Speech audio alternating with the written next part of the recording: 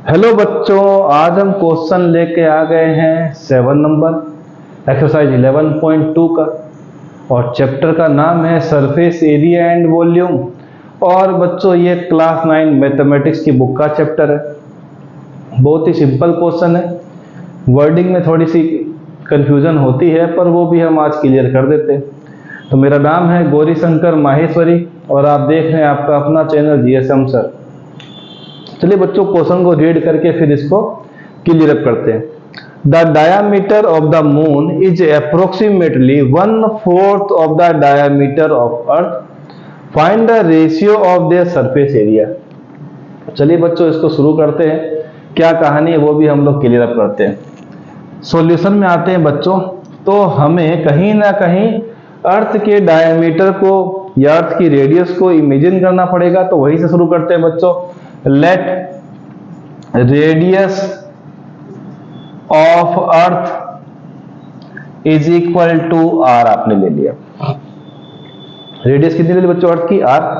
अब यहीं पर डायामीटर ऑफ अर्थ कितना हो जाएगा बच्चों, रेडियस का डबल मिलेगा 2r। यहां तक तो कोई दिक्कत नहीं है। अब हम बच्चों आते हैं diameter. Now diameter of moon, अगर डायामीटर ऑफ मून की बात करें तो बच्चों वो डायामीटर ऑफ अर्थ का 1/4 है। मतलब 1/4 है किसका, अर्थ के डायामीटर का। ये कट जाएगा 2 से 4, मिलेगा 1/2 r। r2 को बड़ा लिख दिया जाए। यहां तक तो बच्चों ठीक है, पर हमें क्या लेना है, इसका रेडियस लेना पड़ेगा क्योंकि फॉर्मूला जो है सरफेस एरिया ऑफ स्फीयर, क्योंकि दोनों ही बच्चों स्फीयर की शेप में होते हैं तो हमें रेडियस का काम पड़ेगा। लिख देते हैं देयरफॉर लिख ही देते हैं। देयरफॉर रेडियस ऑफ मून वो बच्चों होती है डायमीटर की आधी, हाफ होती है। तो 1/2 r। ये जो अपने पास डायमीटर था उसका हाफ कर दिया तो आपको मिलेगा 1 × 1 1, 2 × 2 4, साथ में मिल गया बच्चों r। अब हम आ जाते हैं इनके रेशियो। हमें क्या निकालना है बच्चों, इनके सरफेस एरिया का रेशियो निकालना है। तो हम यहां लिख देते हैं ratio of their surface areas. ये लीजिए, तो हम यहां लिख देते हैं सरफेस एरिया ऑफ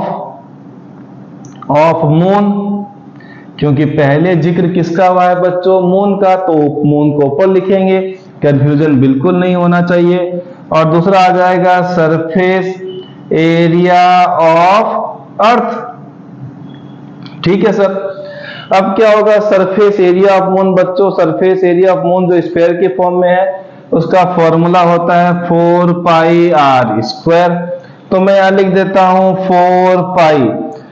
मून का जो रेडियस है बच्चों 1/4 आया, तो मैं लिख देता हूं 1/4।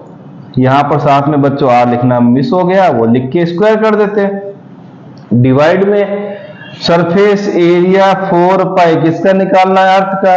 और अर्थ की रेडियस बच्चों सिंपल फॉर्म में r² लिख देते हैं। ये लीजिए r², कोई दिक्कत नहीं है। 4π से 4π कैंसिल हो गया। चलिए सर अच्छा रहा।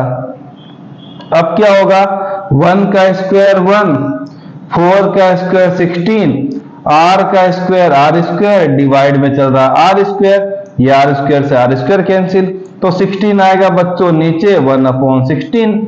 रेशियो आ गया बच्चों 1/16। तो मैं यहां लिख देता हूं, यहां पर लिख देता बच्चों रेशियो